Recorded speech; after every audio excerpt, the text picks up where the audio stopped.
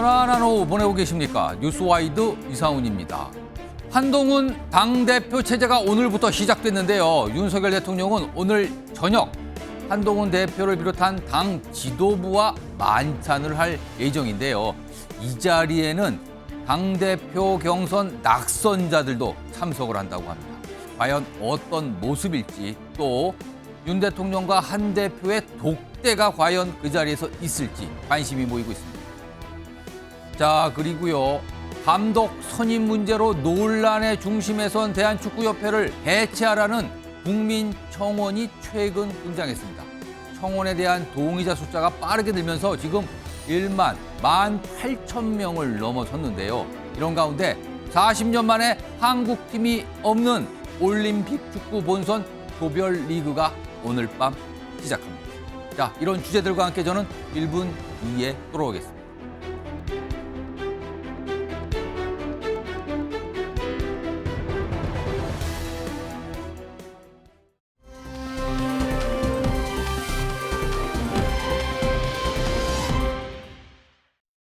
격려와 응원의 메시지를 보내면서 이제 이 우리 후보들을 차례차례 한동훈 후보를 만나고요. 윤상현 후보.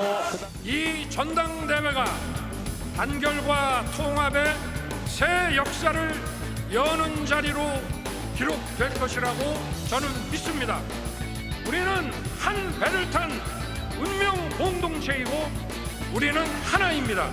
당정이 원팀이 되어 오직 국민만 바라보고 일할 때 국민들께서도 더 큰 힘을 우리에게 실어 주실 것입니다. 그 부분에 대해서 걱정하실 일이 아니다라는 판단을 하셨기 때문에 민심과 당심이 저를 압도적으로 지지하신 것 아니겠습니까? 목표가 완전히 같습니다. 윤석열 정부를 성공시켜서 정권을 재창출하는 겁니다.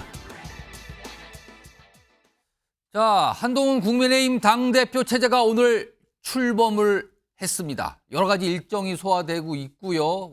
저녁에도 일정이 잡혀 있는데 그런 상황에서 오늘 첫날인데 당대표 체제 견제구성 발언들이 꽤 나왔거든요. 그 대상은 한동훈 당대표가 그동안 경선 과정에서 강조했던 최병 특검법, 국민의힘 자체 법안, 이 대해서 이 당대표가 된 이후에도 지금 얘기가 나오고 있는데, 우선 이와 관련해서 오늘 한동훈 대표 질문을 좀 받고 간단하게 얘기를 좀 했습니다. 먼저 그 내용 들어보시죠.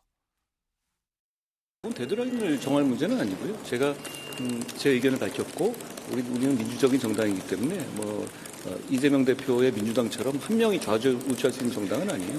제가 설득력 있는 논거를 밝혔고 그 과정을 통해서 어떤 이점이 있고 국민들께 어떻게 다가갈 수 있는지 밝혔기 때문에 그걸 제가 절차를 통해서 잘 설명드리겠습니다. 자, 그러니까 뭔가 설득이 필요하다.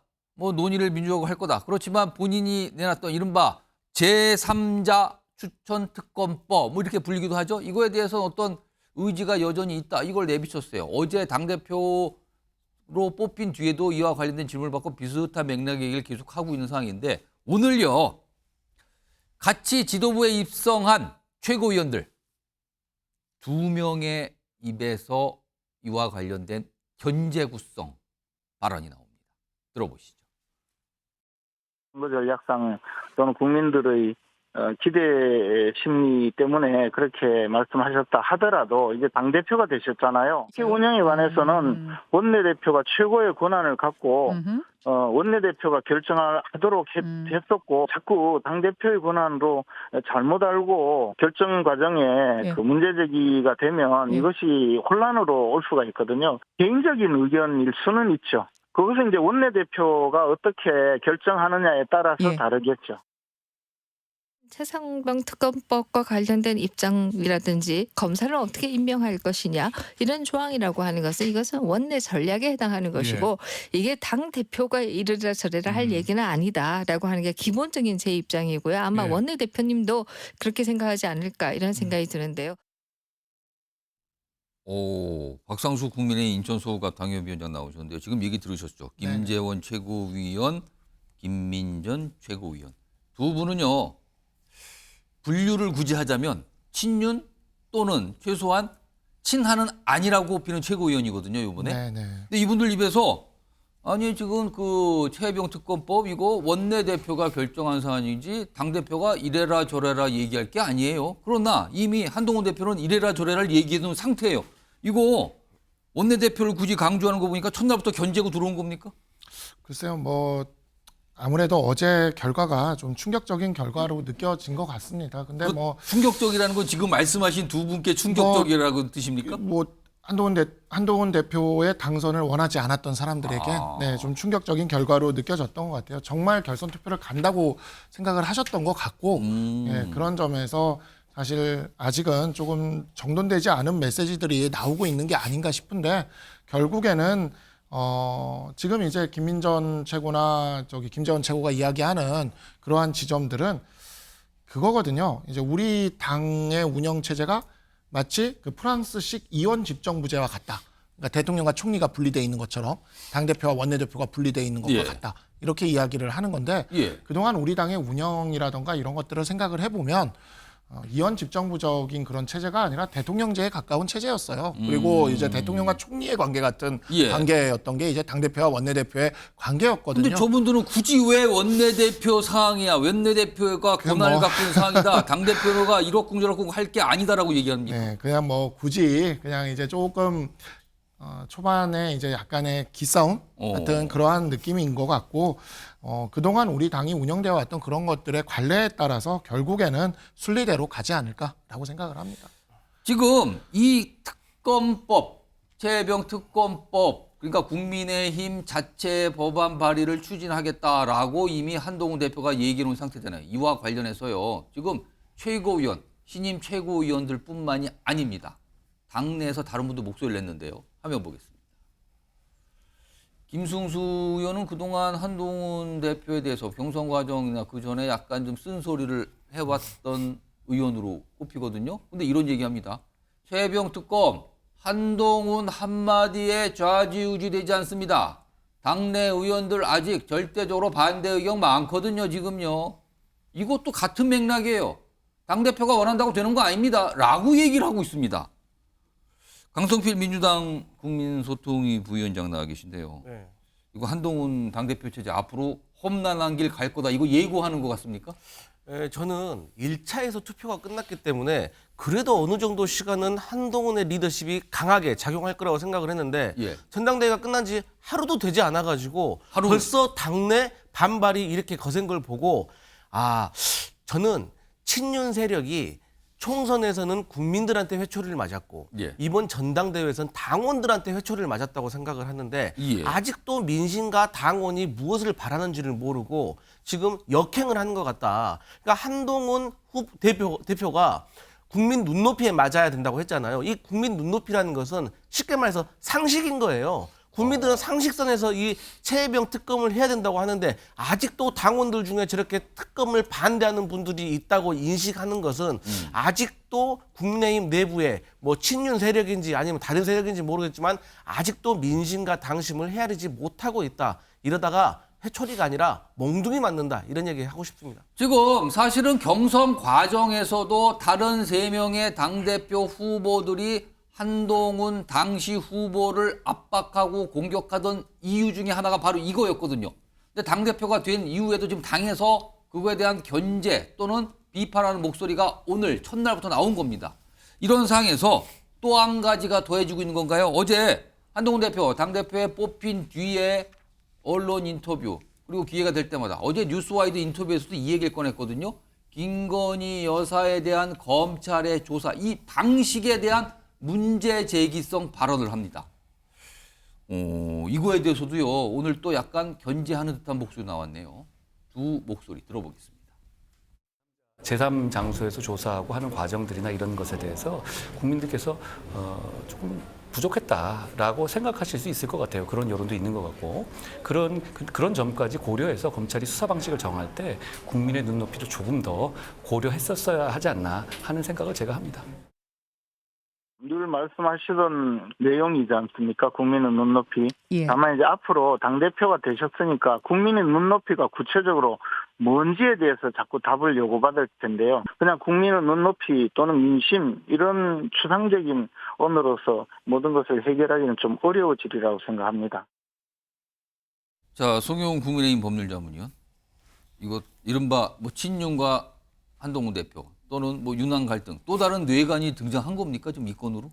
저는 그렇게까지 보진 않고요. 일단 김재원 최고위원 같은 경우는 이번에 최고위원 당선이 3번째 아니겠습니까? 예. 국회 선수도 상당하시고 그 당 지도부 경험도 상당하시기 때문에 어떤 그 특정 계파에만 속해 계신 분이라기보다는 본인의 주관이 상당히 있으신 분입니다. 그리고 과거에 수석 최고위원도 역임을 했었고요. 그런 부분을 좀 존중해 드릴 필요가 있을 것 같고 저 국민 눈높이라고 하는 부분은 사실 많은 국민들께서 이번에 그 조사에 있어서 장소적인 문제에 대해서는 아쉬움을 갖고 계실 겁니다.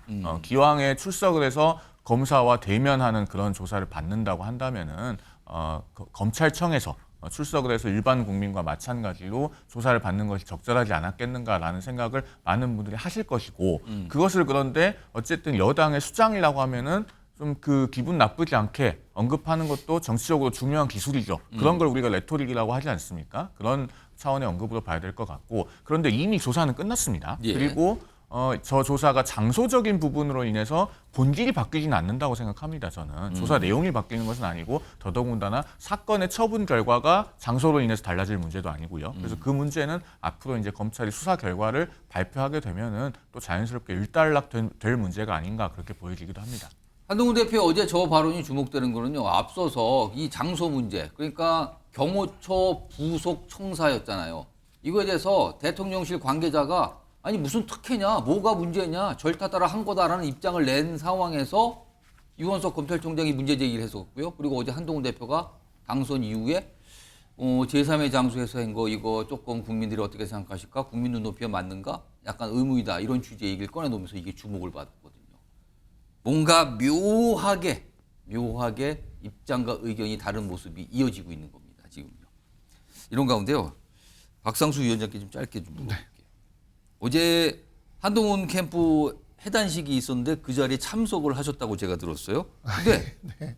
보쌈집, 그러니까 보쌈을 먹으면서 뭐 건배를 했는데 콜라를 들고 한동훈 대표가 건배를 했다고요? 그러면서 대충 알려지기는 뭐 국민 앞에 당당한 정당 뭐 이런 거 있었다는데 무슨 건배사란 겁니까?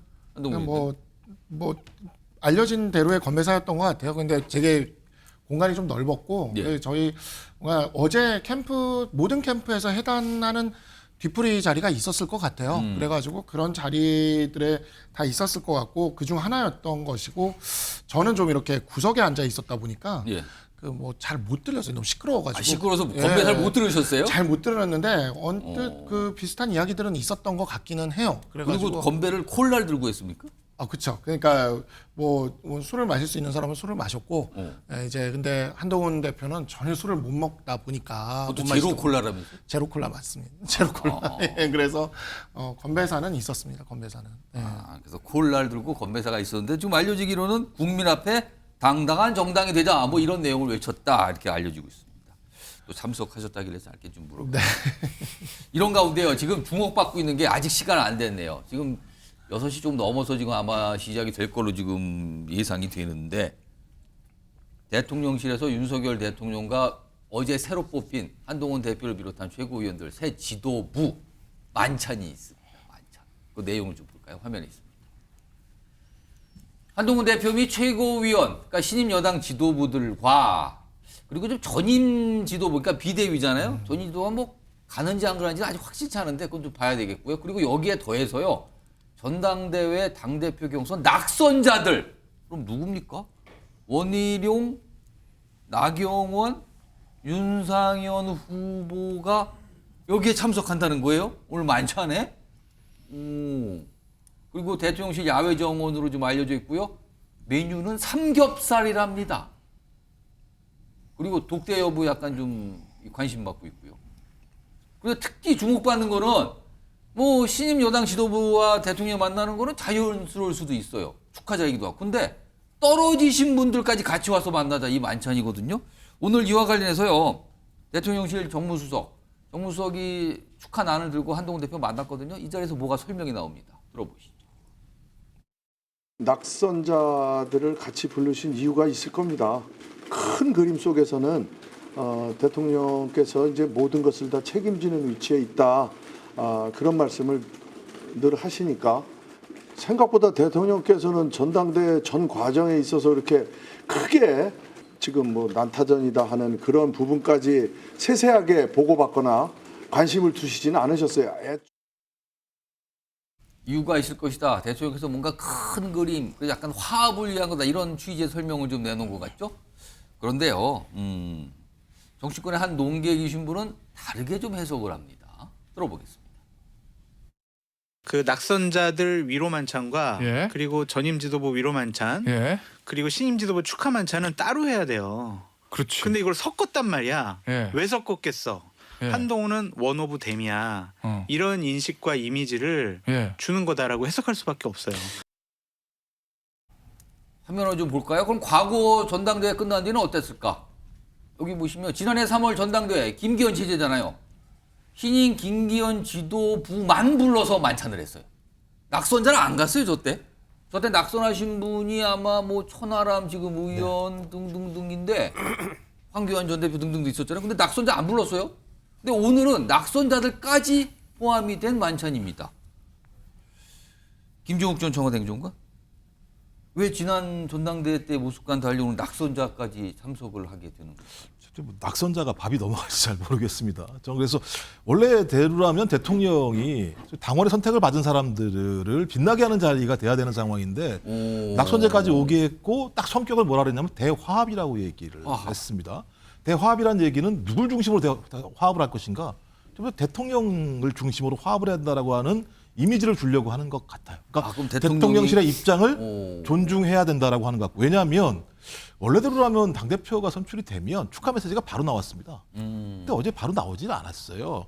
그리고 또 취재를 했는데 한동훈 당대표가 앞으로 어떻게 하는지 지켜보겠다라는 얘기들이 기사로 나와 있는 상황입니다.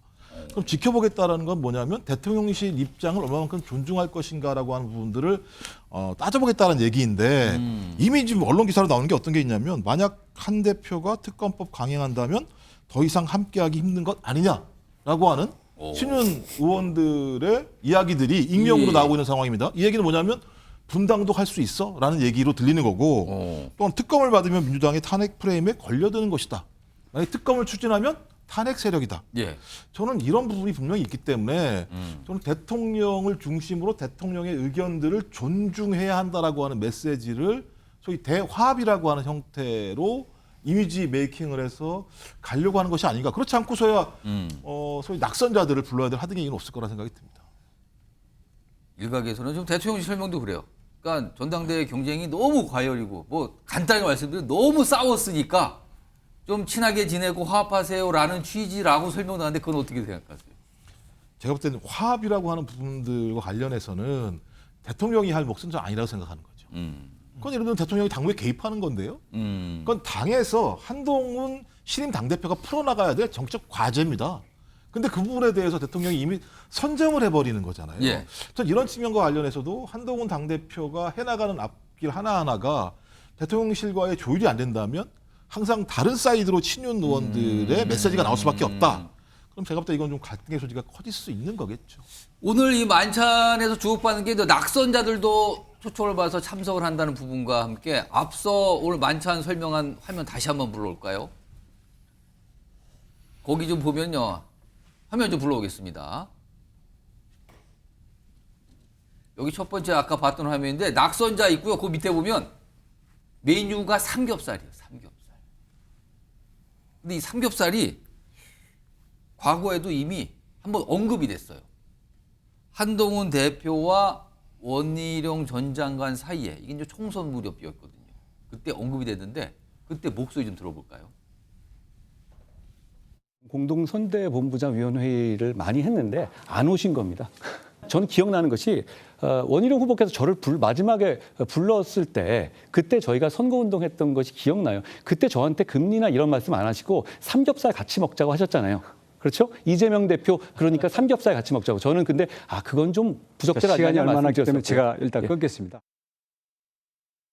저때 원희룡 당시 후보가 삼겹살 먹자 그랬잖아요, 저한테. 그 얘기가 저기서 나왔네요, 저거. 얼마 며칠 안 됐는데 지금요. 강성필 부위원장. 예. 오늘 메뉴는 뭐 대통령실에서 정했다고 좀 알려지고 있는데 삼겹살입니다. 약간 앞서 그 영상에 나왔던 얘기하고 들어보니까 약간 묘하기도 한데 이거 어떻게 보세요? 그러니까 삼겹살은 대표적으로 우리나라 회식 할 때 가장 많이 그렇죠. 먹는 메뉴 아니겠습니까? 근데 삼겹살이요. 묘한 게 먹다 보면 대화를 하기가 어려워요. 쌈도 싸 먹어야 되고 고기도 구워야 되고 그래서 불편한 얘기 안 하는 메뉴입니다. 그래서 저는 사실 상식적으로 이 지도부를 오라고 해서 지도부하고 축하 만찬을 하고 또 여러분들이 말씀하신 것처럼 또 낙선자들은 또 따로 불러가지고 또 있었던 회안도 들어주고 또 이렇게 다독여주고 이래야 되는데 이분들을 다 같이 모아놓으면은 무슨 말을 얼마나 하겠습니까? 그런다고 해서 다 같이 대통령께서 한동훈, 나경원, 원희룡, 윤석열 후보 모아놓고 자 사이좋게 지내 악수해 포옹해 이런 거 할 것도 아니잖아요. 그래서 저는 안 그래도 오늘 비도 올 확률이 있는데 왜 삼겹살을 메뉴로 정하셨는지 아무래도 저는 여러 가지 깊은 얘기하는 것이 좀 불편한 것 같아서 그냥 북적북적 삼겹살 먹으면서 이렇게 축하하는 자리로 좀 이렇게 대충 때우려는 것이 아닌가 저는 그렇게밖에 생각이 되지 않습니다. 너무 약간 좀 뭔가 그냥 넘어가려는다 약간 이런 취지의 설명인데 모르겠어요 지금. 뭐냐면 이게 아직 시간이 안 됐어요. 만찬 시간이. 그럼 오늘 밤부터 아마 그 모습이 나올 텐데 과연 어떤 분위기였는지 그건 확인해 보면 압니다. 자, 이런 가운데요. 지금 오늘 만찬과 관해서 또 하나 주목되는 점은 윤석열 대통령과 한동훈 대표가 과연 따로 그러니까 독대 자리를 마련할 것인지. 독대란 뜻은 거기서 뭔가 내밀한 얘기 그리고 진짜 하고 싶은 말들을 할 수 있는 자리잖아요. 다른 사람이 없으니까. 이런 자리가 있을지 이거에 대해서 네분 패널 앞에 OX편만 있잖아요. 자, 그럼 오늘 윤석열 대통령과 한동훈 대표 독대 자리를 가질 거라고 예상하시면 O고요. 그렇지 않다고 생각하시면 X입니다. 들어주세요.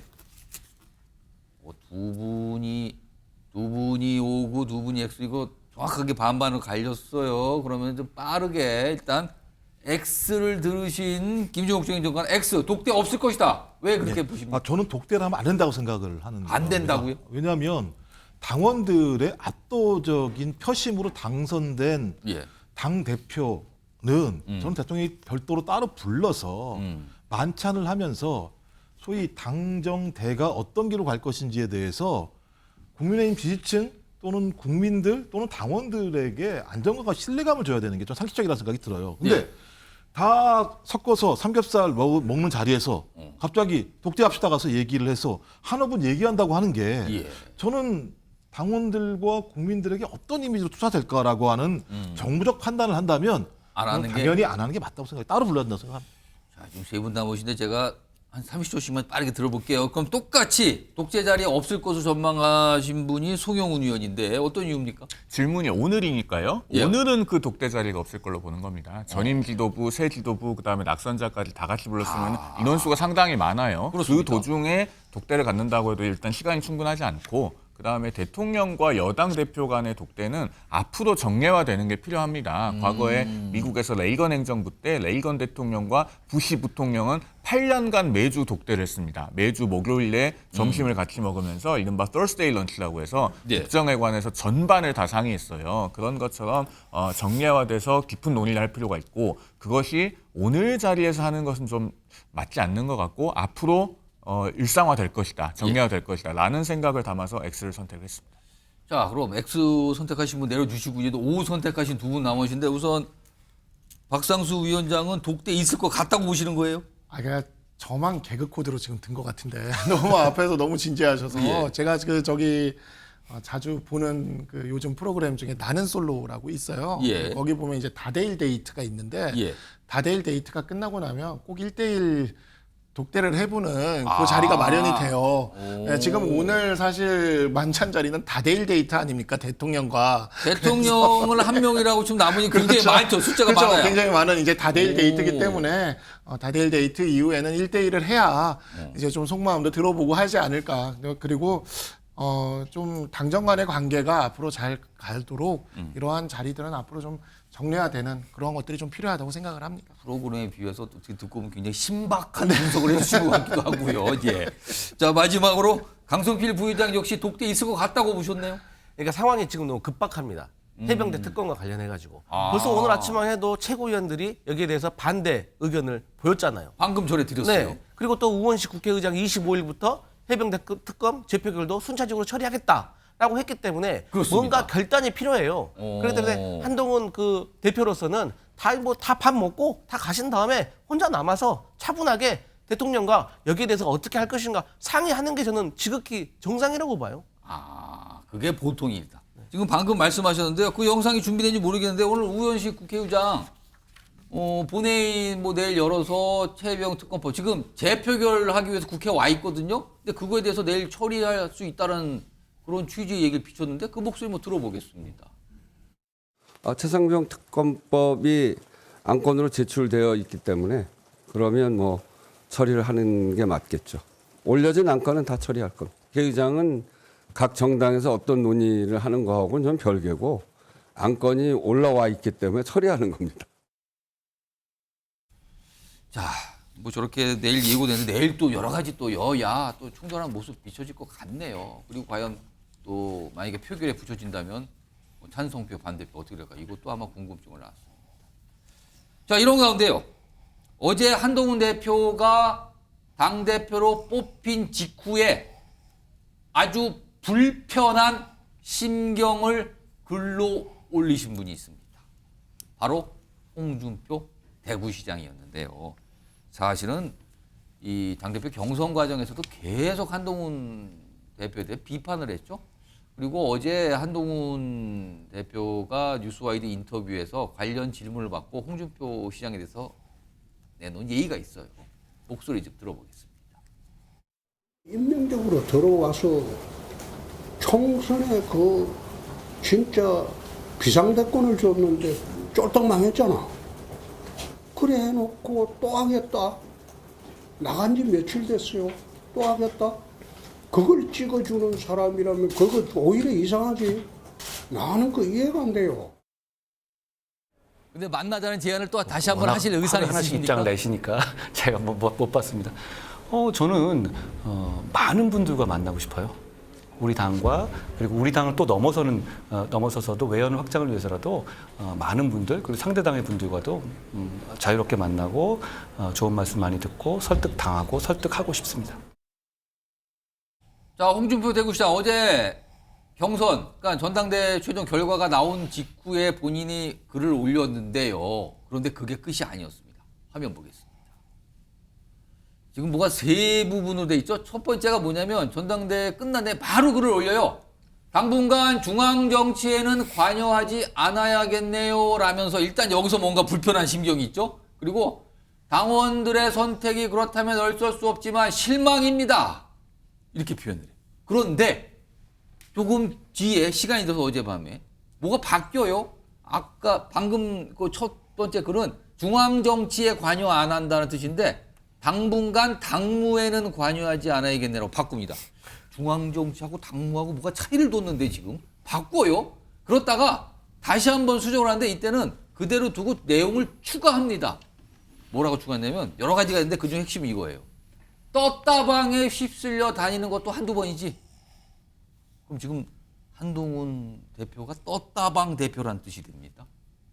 그리고 실망입니다. 당원들에게 실망입니다는 여전히 남아있었어요. 썼다가 수정했다가 추가했다가 합니다. 박상수 위원장? 세 차례나 글을 뭐 올렸다, 수정했다, 바꿨다, 뭐 추가했다 이건데 이거 무슨 상황이라고 지금 홍준표 대구시장은 지금 무슨 생각을 하면서 이랬다고 보십니까? 어제 제가 전당대회장에 있었는데 예. 전당대회장에서 몇 가지 좀 특이한 지점들이 있었어요. 하나는 이제 대구시장이 소개가 안 되는 거예요. 안 왔나 했어요. 제가 그래가지고. 대구시장. 예. 쭉 그 지방 지자체장을 소개를 하는데 대구시장이 소개가 안 되는 거예요. 그런데. 그래서 안 오셨나? 그래서 그거는 제가 지금 아직 확인을 끝까지 안 오셨는지는 모르겠고 소개할 때 일단 없으셨고 예. 그다음에 두 번째가 또 재밌었던 게 이제 전당대회장은 이제 여러 당원들과 다 같이 모여 있는 자리지 않습니까? 제 옆에 공교롭게도 이제 그 원희룡 후보를 지지하는 당원들이 계셨더라고요. 근데 이분들이 이야기하는 거를 제 옆자리에 계셔가지고 예. 제가 이렇게 듣게 되지 않습니까? 근데 진심으로 결선 투표 간다고 믿고 계시더라고요. 정말 진심으로. 정말 완전히 그게 이제 드러나는 거예요. 그래서 마지막에 이게 63%라는 결과가 나왔을 때 진짜 약간 그 충격을 옆에서 딱 제가 옆에서 이렇게 보는데 충격을 받는 게 진짜 진심으로 충격을 그 받더라고요. 결과가 굉장히 충격적으로, 네, 충격적으로 다가왔을 다가오는 것이다. 거죠. 그러니까 이게 뭐냐면 우리 당의 전통적인 주류들의 입장에서 어제의 결과는 굉장히 충격적으로 느껴졌을 면이 있을 그러면 거고 홍 시장 역시 충격받았을 그 것이다. 충격이죠. 지금 오늘 아침에 김재원 최고나 김민전 최고도 역시 그러한 충격을 받아들이는데 좀 시간이 걸리는 이러한 상황인 것 같고 근데 저는 진짜 우리 당 당원들이 굉장히 전략적이고 그렇다는 생각이 드는 게 홍준표 시장은 이미 이런 일을 한번 겪었어요. 언제 겪었냐면 본인이 탄핵 때 당을 지키고 자유한국당 후보로 대통령 선거까지 나갔던 그러한 분인데 당시 적폐 수사에 앞장섰던 윤석열 대통령을 우리는 대통령 후보로 올린 당이거든요. 그때 한번 경쟁을 하면서 한번 겪었고 이번에 한번 또 그 경험을 하면서 약간 굉장히 큰 충격을 받은 것 같아요. 근데 그게 이제 우리 당의 당원들이 갖고 있는 굉장히 그 전략적인 판단과 그다음에 지금 민주당 쪽에 패널 분들도 계시긴 하지만 민주당보다 우리 당이 건강한 이유기도 하다라고 저는 생각합니다. 그리고 우리 당이 만만치 않은 이유기도 하다고 생각을 해요. 홍준표 시장은 그 당원들한테 실망입니다라고 그랬는데. 그러니까 그게 이제 보면은 홍준표 시장 얘기는 아니지만 이철우 지사는 그런 얘기를 했잖아요. 당원들 교육을 해야 된다고. 그러니까 이분들은 이제 생각이 잘못된 판단을 한다. 교육을 해야 된다. 당원들이 문제다. 우리가 당원들이 문제다. 우리가 이끌어야 된다. 이렇게 생각을 하는 것 같은데 우리 당원들은 굉장히 전략적으로 판단을 하시는 분들이에요. 그리고 그게 어찌 보면 우리 당이 가지고 있는 힘이라는 생각이 듭니다. 그리고 그 부분에 있어서 약간 좀 너무 큰 충격을 받았기 때문에 SNS 글도 계속 수정하고 지우고 오늘 아침에도 뭔가 이렇게 메시지가 굉장히 독특한 메시지들이 나오지 않습니까? 원내대표와 당대표는 뭐 다르고 뭐 이런 메시지들이 계속 나오는 건데 결국에는 또 우리 당에 갖고 있는 큰 힘인데 또 승리를 위해서는 또 단결을 합니다. 그러한 지점들이 점점 나타나지 않을까라고 기대하고 있습니다. 박성수 위원장의 얘기를 홍준표 대구시장이 혹시 지금 들으셨다면 실망입니다. 또 이러는 거 아닌지 모르겠는데 지금 그 글의 맥락들이 그렇거든요. 지금. 그런데 홍준표 시장이 아까는 수정하고 추가했잖아요. 근데 아까 썼다 지운 것도 있어요. 화면 좀 보겠습니다. 썼다 지웠지만 남았죠. 이런 내용입니다. 오늘부터 일상으로 돌아갑니다. 양립불가한 떴다방 세력들. 여기 또 나오네요. 떴다방이. 떴다방 세력들은 있고 대구시정에 집중합니다. 일모도원이라지만 일모도원은 이제 한자 사자성어죠. 날은 저물고 갈 길은 멀다 이런 뜻인데 그러니까 앞으로 갈 길이 멀다 이런 뜻이란 말이에요. 모자라지만 일모도원이라지만 시간도 충분하고 할 일도 많습니다. 이렇게 썼어요. 근데 지금 현재 삭제된 상태라고 하네요. 자, 이 상황과 관련해서요. 한 소리 하신 분이 있습니다. 홍준표 대구시장에 대해서 들어보시죠. 중앙정치에 관여하지 않겠다라는 말씀을 안 하시면 되는데 굳이 그 표현을 또 함으로써 이 시국에서 적절한 표현인지 국민의힘을 지지하는 국민들이 뽑은 대표에 대해서는 우리가 존중하고 축하해 줄 일이다. 이것을 실망이라는 그런 표현 단어는 자칫 홍준표 시장을 또 지지했던 그런 당원들이 또 실망할 수 있는 그런 표현이 아닐까 봅니다. 강승필 부위원장이 짐작까지 지금 홍준표 대구시장의 머릿속에는 막 어떤 표현들이나 어떤 생각들이 왔다 갔다 하고 있을까요? 우리 박상수 변호사님께서 너무 설명을 잘 해주셨어요. 그러니까 과거에도 한번 어쨌든 대선에도 당을 지키기 위해 나가셨고 그 후에 또 출마하셨다가 또 잘못되셨고 또 앞으로도 대선을 준비하고 계시는데 대선을 준비해 보기도 전에 지금 한동훈이라는 생각지도 못한 암초를 만나서 상당히 마음이 상하신 것 같아요. 그래서 여기에 대해서 또 본인이 생각하고 믿었던 어떤 가치와 철학과 어떤 당원에 대한 반응이 이번 전대 과정에서 결과가 너무 다르게 나오니까 또 거기에 있어서도 충격을 받으신 것 같고 그래서 이렇게 저렇게 해서 쉽게 말해서 만사가 귀찮아지신 것 같아요. 그래서 저는 이번 기회에 홍준표 시장께서도 한번 쭉 지난 전대 과정을 돌아보시고 당원과 민심의 마음을 한번 헤아려 보시는 시간을 가지시면 본인에게도 저는 좋은 기회가 또 올 거라고 생각합니다. 덕담을 해주신 것 같기도 하고 지적을 해주신 것 같기도 하고 그러네요. 지금 강성필 부위원장. 송영훈 의원께는요. 사실 전당대회 기간 내내 홍준표 대구시장이 뭐 가장 대표적으로 한동훈 당시 후보에 대해 가장 많은 비판을 했거든요. 근데 그렇게 비판 그리고 어떨 때 때로는 굉장히 비난성 얘기까지 꺼내놨는데 그럼에도 불구하고 효과가 전혀 없었던 겁니까? 그 비판의 효과가? 제가 4주 전에 이런 상황을 이미 경고를 했습니다. 6월 26일에 아까 26일자 영상을 저희가 봤는데요. 그날 제가 우리 뉴스와이드에 출연을 해서 홍준표 시장이 굉장히 큰 정치적 위험을 감수를 했다.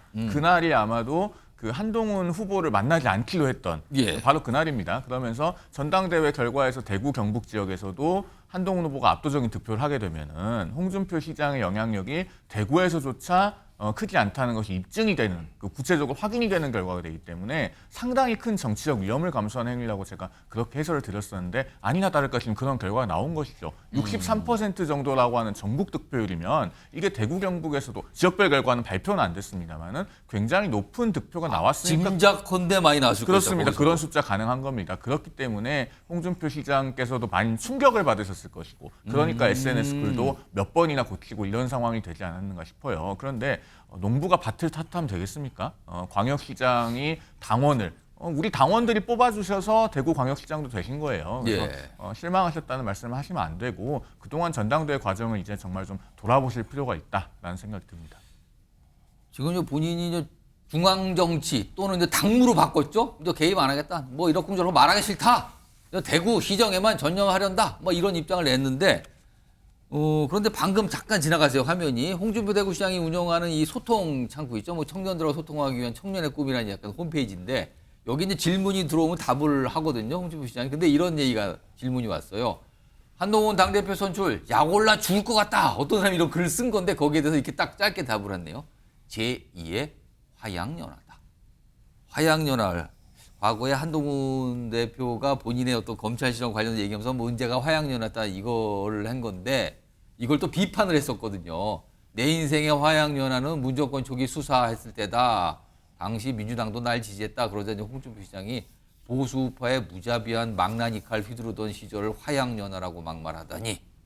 그런데 오늘 제2의 화양연화 이렇게 짧게 반응을 보였네요. 여러 가지 뜻이 있을 것 같은데 아무튼 저런 입장까지 나왔습니다. 자, 홍준표 대구시장 뭔가 굉장히 불편해 보이는 상황인 거는 분명히 보이죠. 그런데 또 한 명의 굉장히 불편한 것 같은 인물이 한 명 있습니다. 이번에 경쟁에서 졌죠. 원희룡 전 장관. 어제 한동훈 대표가 낙선자들과의 관계에 대해서 좀 설명한 내용이 있고요. 여러 가지 모습도 좀 있었습니다. 그 모습 좀 불러와서 보죠. 국민의힘 당대표로 한동훈 후보, 최고위원으로 장동혁 후보, 김재원 후보, 인요한 후보, 김민정 후보. 저희가 전당대 이 끝나면서도 우리 4명의 후보가 서로 덕담을 나눴고요. 선거 과정에서 있었던 어떤 이 과열된 면들은 저는 금방 해소될 수 있다고 생각합니다. 화면을 정리 좀 해볼까요? 다른 경쟁을 했던 후보들의 어떤 반응이 좀 있었는데요. 일단 보시면 제가 오른쪽부터 설명해드리죠. 윤상현 의원입니다. 한동훈 후보 당선 축하드립니다. 이런 입장 냈어요. 그리고 나경원 의원 아까도 약간 한동훈 대표와 약간 이렇게 같이 끌어안는 모습, 그러면서 맨날 뭐 미소 짓는 모습이 있었는데, 한동훈 후보 비롯해 당선된 분들 축하합니다. 그리고 앞으로 뭐 협조 잘하겠습니다. 이런 취지의 얘기를 꺼냈어요. 그런데 원희룡 전 장관 어제 글을 올려서 입장을 냈는데 뭐 축하한다 이런 얘기 없었어요. 대신에 뭐가 있었냐면 특검과 탄핵 막기 위해 모든 역할을 다할 것이다. 여기서 특검은 물론 야당이 추진하는 최혜병 특검도 있지만 한동훈 대표가 꺼내놨던 앞서 다뤘던 그 특검 얘기도 있는 것 같단 말이에요. 이걸 막기 위해 모든 역할을 다할 것이다. 입장을 했습니다.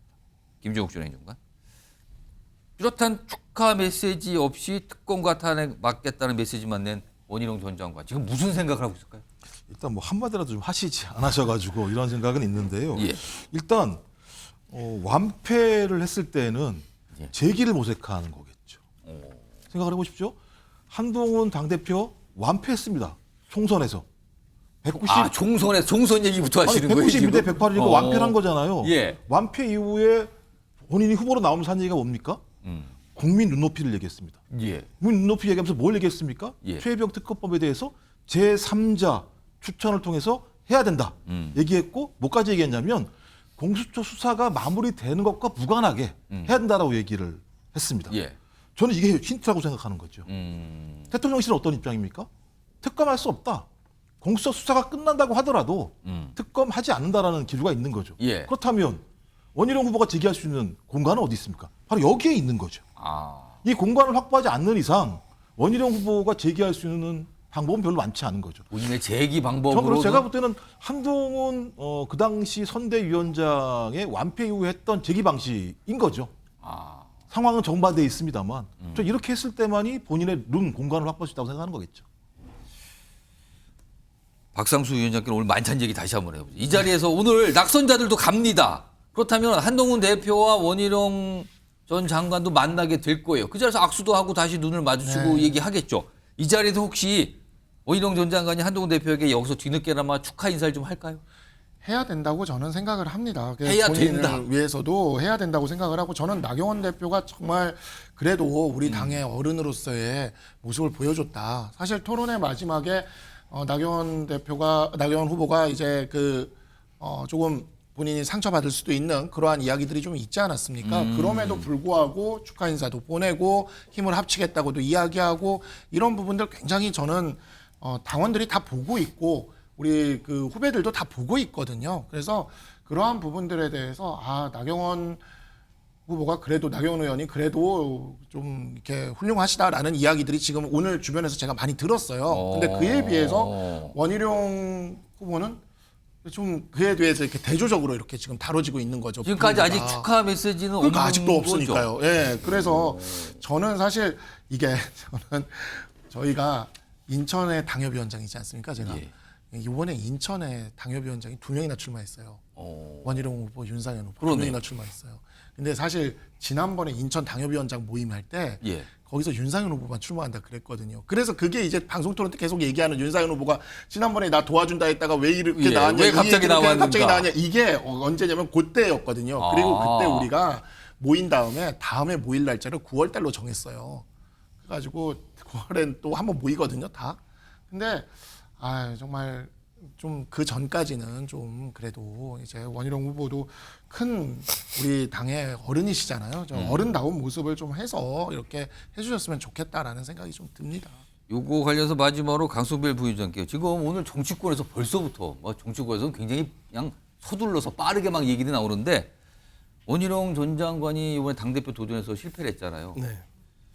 그래서 정부에서 또 다른 역할을 맡는 거 아니냐 이런 얘기가 벌써부터 나오거든요. 지금요. 물론 모릅니다만 그냥 전망들이에요. 지금.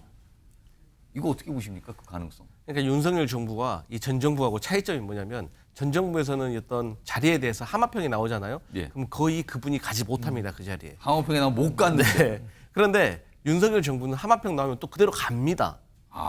그런데 저는 이번에 원희룡 후보 같은 경우는 그래도 총선에서 또 대패하고 또 이번에 전당대회에서도 내상이 깊었기 때문에 정말로 좀 쉬시다가 아무래도 개인적으로는 윤석열 정부 마지막 비서실장 정도 가지 않을까? 비서실장이요? 네, 저는 왜냐하면 총리를 가시기에는 너무 패배의 경험이 많고 또 야당과의 관계가 좋지 않고 또 여당 내에서도 또 반대가 있을 겁니다. 그렇기 때문에 하지만 대통령으로서는 원희룡 장관에게 미안한 마음이 있을 것 같아요. 그렇기 때문에 무엇인가 제기를 할 수 있는 발판을 만들어줘야 되는데 이미 장관은 하셨잖아요. 그렇기 때문에 대통령이 편히 터놓고 얘기할 수 있는 마지막 임기 말 비서실장을 하지 않을까? 그때까지는 별 역할이 없이 쉬고 있는 거죠? 심사숙고하시면서 자숙하고 계시셔야죠. 전망입니다. 모릅니다. 정치권에서 굉장히 빠르게들 얘기하죠. 벌써부터 어떻게 될 거다. 근데 아직은 전혀 모르겠습니다만 일단 그런 가능성이 있는 거 아니냐라는 강성필 부위원장의 전망이셨어요. 비서실장이요? 시간이 좀 보낸다. 알겠습니다. 자, 일단 오늘 한동훈 대표와 관련된 얘기 여러 다각도로 좀 분석해 봤고요. 다음도 좀 관련이 있는데 오늘 국회에서 한 가지 모습이 있었는데 여기에 한동훈이란 이름이 많이 거론됐거든요. 국회 상임위 한 곳이 열렸는데요. 그 주제로 좀 가보겠습니다. 야당의 축하 인사. 야당이 한동훈 대표가 당선된 걸 축하 인사했다. 근데 그냥 축하 인사 같지는 않거든요. 지금요. 오늘 국회 법사위원회가 열렸어요. 정청래 위원장이 관할을 하고 있는 법사위가 열렸는데 여기에서 한동훈이라는 이름이 계속 언급이 됩니다. 내용 좀 들어보겠습니다. 의사일정 제1항 한동훈 전 법무부 장관의 검사, 장관 재직 시 비위 의혹 및 자녀 논문 대필 등 가족의 비위 의혹 등 진상 규명을 위한 특별검사 임명 등에 관한 법률안부터 의원을 일괄하여 상정합니다. 위원장님을 존경하고픈 위원장님이라고 말씀을 드렸어요. 예, 존경받아야 될 우리 정청래 위원장님께 간곡히 제가 다시 한번 말씀드립니다. 그 우리 국민의힘 당대표 선출이 된 게 어제 아닙니까? 그래 어제 선출되셨는데 오늘 첫날 정말 여당 당대표에 대한 특검법을 1호 안으로 올리는 그 법사위가 정상입니까? 여권의 지도자가 되면 모조리 다 특검 대상으로 올려놓고 특검법 통과시키겠다는 겁니까? 어제 전당대회에서 당대표 선출했는데 축하 인사를 이런 방식으로 하는지 묻고 싶습니다. 아, 야당의 축하 인사가 이 뜻이었군요. 지금 오늘 뭐 이른바 이제 한동훈 특법법 상정해서 청문회까지 열기로 결정했다 이런 얘기가 나오는데 화면으로 좀 정리해 볼까요? 오늘 법사위에서 2가지 특검법이 상정이 됐어요. 한동훈 특검법, 그다음에 김건희 여사 특검법 이건데 뭐 특검법에서 다룬 내용들은 쭉 있어요. 뭐 고발사주 등등등등등. 뭐 그다음에 김건희 여사 특검법도 역시 뭐 도이치모터스 요 사건 등등등등. 그리고 향후에 청문회 공청회까지 진행하기로 오늘 다 결정했답니다. 물론 이제 국민의힘에서 반발했죠. 이와 관련해서 이제 본인의 특검법이잖아요. 지금 본인 한동훈 대표는 오늘 좀 얘기 좀 합니다. 들어보시죠. 다수의 의석을 가지고 있다고 해서 기본이 안 되는 것을 밀어붙일 수 있는 게 민주주의인가요? 그렇지 않거든요. 그리고 대한민국은 그런 막무가내식의 억지를 제지할 만한 시스템과 그리고 국민적인 수준을 갖고 있다고 저는 생각합니다. 송영훈 의원. 그러니까 새로 당대표 선출된 다음 날이에요, 오늘이. 근데 이제 그 당대표를 다루는 특검법이 상정됐고 청문회까지 잡힌 거예요. 하겠다고. 이거 어떻게 보십니까? 정치가 좀 기본적인 수준을 지켜야죠. 지금 옆집에서 잔치하는 줄 뻔히 알면서 자기 집 앞마당에 굴삭기 갖다 놓고 시끄럽게 땅 파고 있는 거예요. 지금 지금 잔치하고 있는데 굴삭기 소리 내고 있는 거예요, 지금? 그렇습니다. 지금 그리고 이 소위 한동훈 특검법이라고 하는 거 조국 혁신당의 조국 대표가 지난 총선 때 이거 하겠다고 계속 말하고 다니지 않았습니까? 그러고서 이제 조국 혁신당 의원들 12명이 발의를 했었는데요. 이거 민주당에서는 단 한 명도 동참하지 않았습니다. 이거 왜 그러냐면은 기본적으로 우리가 사람을 정해놓고 그 사람을 한번 탈탈 털어보겠다고 그런 식으로 특검법을 만들면 이건 헌법 위반이에요, 본질적으로. 그래서 민주당 의원들도 최소한의 공당으로서의 양식과 상식을 발휘해서 그래도 아무도 공동 발의에 가담을 안 했던 겁니다. 그리고 지금까지 법사위에 상정도 안 돼 있었어요. 이걸 지금 법사위에 끌어올려가지고 그 상정을 하고 뭐 논의를 하고 표결을 하고 말도 안 되는 거죠. 제발 좀 공당으로서 최소한의 수준을 갖춰주십사 저는 그런 말씀을 드리고 싶습니다. 그리고 민주당이 이런 조국 혁신당의 어떤 그 조국 대표가 가지는 사적 복수심의 발로에 그 따라가게 되면 그거야말로 남이 장에 간다고 걸음지고 장에 따라가는 겁니다. 김재욱 의원님. 특히 이제 국민의힘 의원들은 그러니까 한동훈 특검법을 발의한 그 자체에 대한 반대도 있고 뭐 내용에 대한 지적도 나오긴 하지만 아니 어제 당대표가 되는데 오늘 바로 이렇게 상정하고 청문회까지 잡습니까? 라는 또 불만도 있어요. 이거 어떻게 보십니까? 그럼 내일 한 문제가 없고 일주일 후에 한 문제가 없는 겁니까? 그리고 예를 들면 이재명 전 당대표 탈탈톤데가 어딘데 그렇게 말씀하시는지에 대해서 좀 고민스러운 대목은 분명히 있고요. 그리고 이 사안 자체가요. 만만한 사안이 아니에요. 댓글 조작팀이 있었다고 얘기하는 건 선례가 없는 게 아니라 선례가 있었어요. 예. 국민의힘에서 그 당시 김성태 원내대표가 단식까지 하면서 안 돼, 이건 끝까지 예를 들면 조사해서 수사해서 밝혀야 되라고 얘기를 했고 그렇게 해서 유죄가 난 사안이에요. 이 사안 자체가. 전 그래서 이 부분과 관련해서는 오히려 명확하게 밝혀야 된다. 소위 법무부 장관을 했고 지금 당원들의 투표를 통해서 국민의 투표를 통해서 당대표가 된 분이 야당의 문제제기가 아니라 여당 내부에서 제기되고 있는 댓글팀 문제로 논란이 된다면 명백히 밝히는 게 제가 볼 때는 상식적이라는 생각이 들고요. 말씀하신 것처럼 왜 하필이면 오늘이야? 이건 제가 볼 때는 좀 약간은 그런 서운할 수 있다는 생각이 들긴 하는데 축하 인사가 이겁니까? 이런 반응이 나왔어요. 그렇다고 그러면 뭐 한 달 후에 합니까? 6개월 후에 합니까?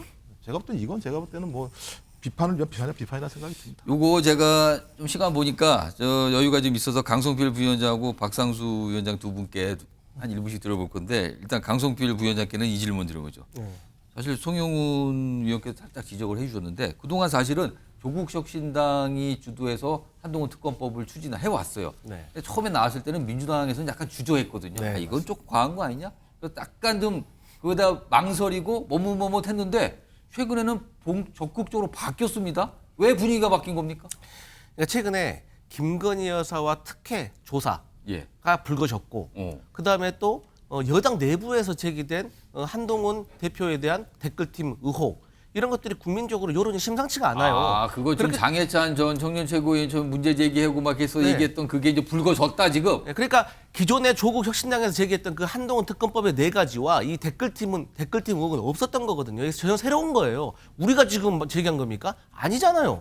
국민의힘 내부에서 저희한테 알려준 거잖아요. 그런데 저희가 이걸 들었으면 어떻게 해야 돼요? 내버려둬야 뭐 당대표 된 지 며칠 안 됐으니까 그건 아니고 그렇기 때문에 공청회든 청문회를 절차를 통해서 한번 들어보고 또 거기에 대해서 문제가 있으면 또 저희가 법적 절차 들어갈 수가 있다. 그런데 기본적으로는 최혜병 특검을 통해서 저희가 위법사항이 드러나면 또 거기에 있어서 김건희 여사와 관련된 특검법도 저희가 추진할 수 있고 이렇게 순차적으로 가야지 아직은 저는 개인적으로 봤을 때 그 공수처에 맡겨도 될 만한 상황입니다. 하지만 어쨌든 특검으로 갈지 안 갈지는 이 청문회와 법에 근거해서 청문회와 공청회를 통해서 한번 들어볼 여지가 있다. 저는 그렇게 생각합니다. 그러니까 한동훈 대표가 법무장관 시절에 뭐 무슨 여론조성팀 또는 다른 표 댓글팀 운영한 거 아니냐 이런 의혹 제기가 있었는데 그것 때문에 민주당이 적극적으로 관심을 갖게 됐다 이 뜻인데요 지금요. 박선주 위원장은 어떻게 생각하십니까? 그러니까 뭐 제가 전에도 이야기를 했지만 이재명 전 대표의 손가역이라던가 아니면은 그 팬카페에서 하고 있는 베스트셀러 올리고 이런 것들도 그러면 다 같이 수사를 해봐야 될 수도 있다는 생각이 들어요 저는. 근데 이런 일들이 왜 벌어지냐면 결국에는 우리가 전당대회에서 굉장히 갈등을 좀 노출하지 않았습니까? 뒤탈이 난 겁니까 네, 지금? 그런 것들이 좀 이제 벌어진 거라는 생각이 드는데 저는 어제 예. 우리 전당대회에서 황우여 비대위원장, 이제 전 비대위원장이죠. 예. 황우여 전 비대위원장의 연설문 중에 되게 인상적인 게 하나 있었어요. 뭐였냐면 우리가 정권 재창출을 했던 사례를 2개를 얘기를 한 겁니다. 노태우, 김영삼. 그다음에 예. 이명박, 박근혜. 예. 우리가 정권 재창출을 했던 이 2 사례를 이야기를 했는데 이 2 사례의 특징이 있습니다. 다 상당한 갈등이 있었어요. 노태우, 김영삼도 그렇고 이명박, 박근혜도 그렇고. 그래서 이러한 부분들이 우리가 또 무조건 나쁘게만 볼 것은 아니고 우리 내부에서 그릇을 깨먹지 않는 차원에서 또 어찌 보면 우리 내부에서 건강한 이런 모습이 펼쳐지면 민주당이 설 자리가 없어질 수도 있습니다.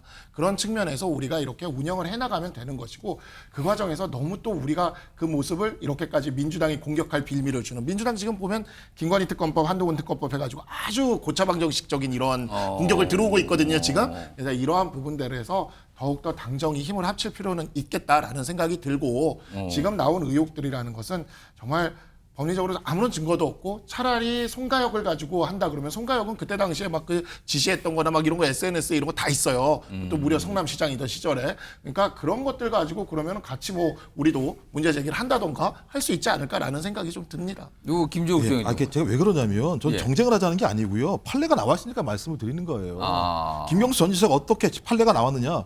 매크로 시연을 받는지 안 받는지가 중요하다라고 얘기를 했어요. 근데 장해찬 전 최고위원이 보고 드립니다라고 하는 내용 자체가 나와 있어요 지금 문자로. 그다음에 인터넷 기사 7만 개에 대해서 순조작을 했다라고 해서 소위 그 특정 포털사에 대한 업무방해죄로 걸린 거예요. 지금 양문석 의원이 조사한 거 내용만 의하더라도 29개 계정에 따라서 8만 개라는 얘기가 나와요. 그러니까 이런 사례들이 있으니 여기서 수사를 하자라고 얘기하는 건데 예.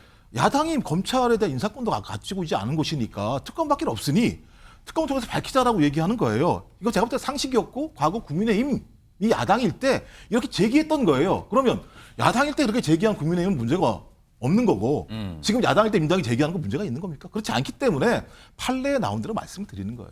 판례를 말씀하시니까 예. 이건 제가 조금 반론을 드려야 될 것 같아요. 그 김경수 드루킹 사건은요. 컴퓨터 등 장애 업무방해라고 해서 실정법상 그건 범죄에 해당하는 겁니다. 댓글의 추천수를 전자적인 방법으로 조작을 해서 밀어 올리는 거는 범죄 행위예요. 그런데 팬덤이라든가 어떤 자발적으로 사람들이 직접 댓글을 달거나 그걸 뭐 복사해서 붙여넣기 하거나 하는 것은 아무 문제가 안 됩니다. 양문석 의원이요. 6만 개를 뭐 2년 동안 24명이 달았다고 하는데 2년이면 730일이에요. 730 곱하기 24에서 6만을 그걸로 나눠보십시오. 1인당 하루에 3.4개 정도입니다. 우리 헤비 댓글러라고 그러죠. 댓글 많이 다시는 분들은 하루에 10개, 20개도 50개 달아요. 그러니까 제가 얘기하는 건 숫자로 퉁칠 문제가 아니고요. 수사를 해서 확인하면 되는 문제니까 수사하자라고 알겠습니다. 얘기 말씀을 드리는 거예요. 요거 아까 제가 박상수 위원장께 질문을 드리다가 지금 막 갑자기 토론 가서 제가 그냥 잠시 질문을 까먹었는데 다시 생각이 났습니다. 아까 비교해 주시기를 뭐 그릇이 깨질 정도까지 않고 그 정도까지 해서 갈등이 있으면 정권이 뭐 창출되거나 재창출 가능하다 아까 사례 들으셨는데 그럼 지금 단계는 어느 단계로 보십니까? 깨진 단계는 아닙니까 지금? 깨진 단계까지 가진 않았다고 저는 생각을 해요. 예, 그렇게 지금 뭐 목표가 같다라는 것에 대해서 예. 뭐 지금 오늘 조금 이렇게 멘탈이 흔들리신 분들이나 또는 한동훈을 지지하는 쪽에 있는 분들이나 그 점에 있어서는 다 지금 공감을 하고 있기 때문에 예. 그래서 깨진 단계까지는 가지 않았고 저는 진짜 그래서 황우영 어제 전 비대위원장의 그 연설이 굳이 이거를 여기서 탁 던지는 게 이분이 역시 경험이 많다. 예, 이게 속이 깊구나라는 생각이. 별명이 어당팔이시죠. 그러니까요. 예, 제가 어제 그냥 딱 들으면서 느낌이 딱 왔어요. 역시 대단하시다라는 생각이 좀 들었습니다. 어제 전당대회 현장에서 여러 가지 모습을 보셨어요. 옆에 뭐 아까 원희룡 장관 지지자들이 한 얘기까지 들으시고 비대위원장의 얘기도 듣고 뭐 여러 가지를 보셨네요. 알겠습니다. 다음 주제 역시 뭔가 굉장한 다툼이 벌어진 것 같죠. 그리고 앞서서 한동훈 대표가 얘기했던 거와 또 관련도 있어 보입니다. 지금요. 제목 확인해 보시죠. 확전은 자제. 제목이 이렇습니다. 확전은 자제. 그렇다면 뭔가 한바탕 붙을 것 같은 분위기였는데 약간 좀 자제하는 듯한 이 분위기로 간다는 건데요. 지금요. 화면으로 먼저 좀 설명해 드릴 게 있습니다. 지금 보시면요. 지금 이게 검찰총장과 서울중앙지검장. 뭐 간단하게 말하자면 대검과 지검의 싸움. 이름으로 얘기하면 이원석 대 이창수. 뭐 이렇게 붙여지고 있거든요. 이른바 지난 주말 토요일에 있었던 김건희 여사에 대한 조사 방식과 장소를 놓고 검찰총장과 서울중앙지검장이 정면으로 충돌한 양상이 어제까지 보였습니다. 이원석 검찰총장 이른바 패싱을 당한 거잖아요. 보고도 못 받았어요. 무슨 일이 벌어진지 몰랐어요. 뒤늦게 알았죠. 그러자 김건희 여사 조사 이거 사후 보고된 거 진상 파악하라 지시를 합니다. 22일이요. 그러자 어제요. 이창수 서울중앙지검장. 대검 진상조사 이거 협조 못합니다. 조사하려면요. 저만 하세요. 수사팀 조사 못합니다. 협조 못합니다. 이렇게 나온 거예요. 이렇게 되면 이건 충돌이거든요. 자, 이와 관련해서 최근 며칠 동안 이원석 검찰총장이 한 얘기들이 있습니다. 그리고 반응이 있습니다. 들어보시죠. 진상을 파악하고 경위를 파악해 본 다음에 필요한 조치를 취하겠습니다. 어제 충분히 말씀드렸습니다. 오늘은 제가 더 드릴 말씀이 없습니다. 지켜봐 주십시오. 이 중앙지검장이 진상파악조사 사실상 협조 못하겠다고 했는데 어떻게 보시나요, 대표님? 오늘 따로 드릴 말씀이 있습니다. 오늘도 별 얘기가 없었네요. 따로 말씀드릴 게 없습니다. 그러나 속으로는 많은 생각이 있을 것 같은 느낌이 드는데 화면 좀 볼까요? 좀 더 진행이 된 상황이 있습니다. 앞서서는 충돌하는 모습이었는데 오늘요. 자, 이창수 서울중앙지검장이 협조 못합니다. 그리고 또 이런 얘기도 했어요. 지금 수사팀 동요하고 수사 영향 줄 수 있어요. 진상조사 이거 시기 연기해 주세요. 이런 입장을 전달한 거죠. 대검에. 그리고 대검 감찰부에서 뭐 조사를 하려는데 그거에서 뭐 만나주지 않았다 이런 얘기도 나오고 있는데 그러자 대검에서는요. 조사 대상 축소 방안을 검토하고 있답니다. 그러니까 수뇌부 예를 들면 이창수 중앙지검장 그리고 차장검사들 정도만 수뇌부만 그리고 밑에 있는 부장검사와 일선 수사하는 검사들은 대상이 아니다. 뭐 이런 얘기가 나오고 있죠. 한 발 물러선 겁니까? 뭡니까? 김종욱 전 위원장관. 이거 무슨 상황입니까 그럼? 뭐 제가 볼 때는 이창수 서울중앙지검장이 아니라 이창수 검찰총장 직무대행의 말을 아무런 힘도 없는 검찰총장이 잘못 이해를 해서 문제 제기를 하다가 완전히 당한 거 아닌가라는 생각이 들 정도예요. 당한 거다? 왜 그러냐면 말씀하신 것처럼 최종적인 검찰의 통할권은 이원석 총장에게 있는 거 아니겠습니까? 예. 그러면 예를 들면 그 영이 작동이 돼야 되는데 작동하지 않았던 거지 않습니까? 서울지검장은 우리가 계속 많이 들었던 항명을 한 건데요. 또 집단 항명을 한 것 같은 느낌이 드는 상황이에요. 그래서 거기에 대해서 왜 검찰총장의 말을 듣지 않고 그런 행위를 했는가라고 소위 그 상황에 대해서 사실관계에 대해서 확인하라 그랬더니 서울중앙지검장이 난 절대 그런 거 못하겠다.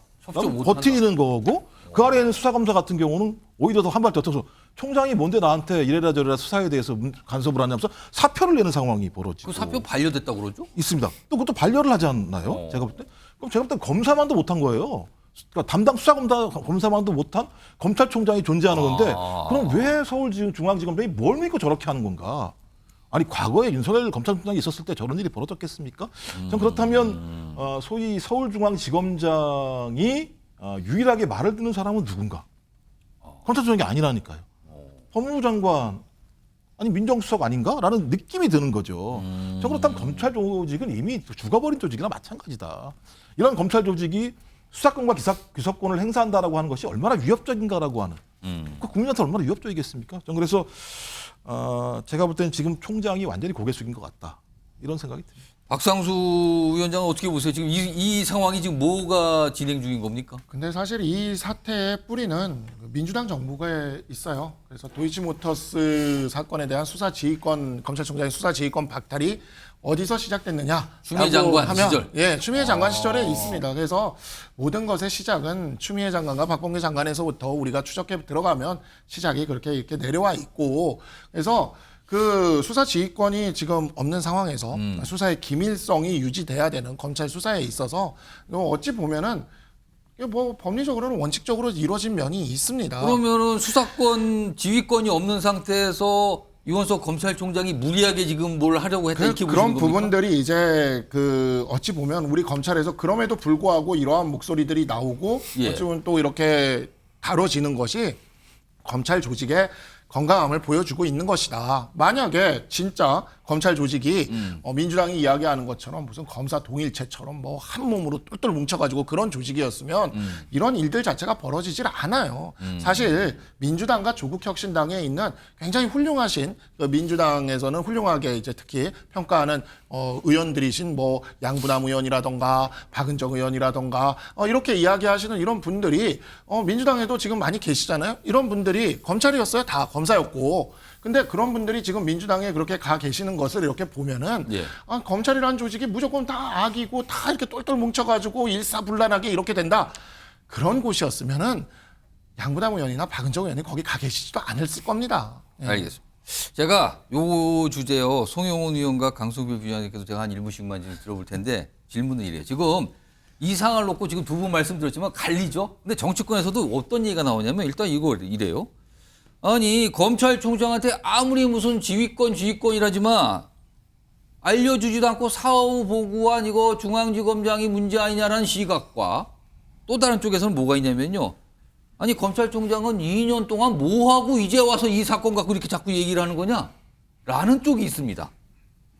송영훈 의원은 이 두 가지 반응 어떻게 생각하십니까? 일단은요, 보고 문제는 그 도이치모터스 사건은 앞서도 말씀하셨다시피 지금 검찰총장에게 수사 지휘권이 없지 않습니까? 그리고 그것은 정무적으로 대단히 민감한 문제이기 때문에 수사 지휘권을 쉽사리 원상 회복시키기도 어렵습니다. 왜냐하면 윤석열 정부에서 임명한 검찰총장이기 때문에 수사 지휘권을 원상 회복하면 오해를 받을 수 있어요. 그러면은 수사 지휘권이 없는 상태에서 그걸 보고하기가 어렵죠.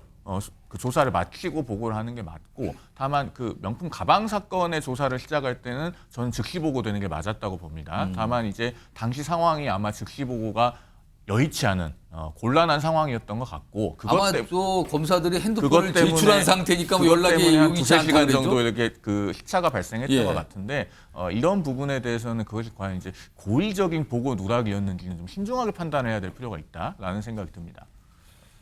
강성필 부위원장은 어떻게 생각하세요? 일단 수사지휘권은 과거에 추미애 법무부 장관이 왜 배제했습니까?